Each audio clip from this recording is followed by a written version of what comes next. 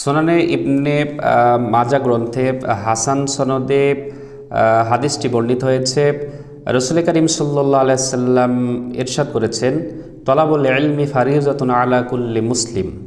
প্রত্যেক মুসলমান নর এবং নারীর জন্য দ্বীনের ইলম অর্জন করা ফরজ।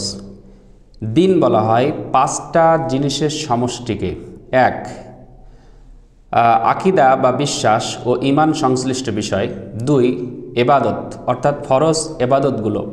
তিন, মুআমালাত অর্থাৎ লেনদেন, ব্যবসা বাণিজ্য, হালাল হারাম। চার, মুআশারাত অর্থাৎ সমাজ জীবনের নীতিমালা। পাঁচ, আখলাক অর্থাৎ স্বভাব, চরিত্র ও নৈতিক গুণাবলী। দ্বীন ইসলামের এই পাঁচটা বিষয়ের মৌলিক বিষয় সম্পর্কে জ্ঞান অর্জন করা প্রত্যেক মুসলমান পুরুষ এবং নারীর জন্য ফরজে আইন একটি বিধান।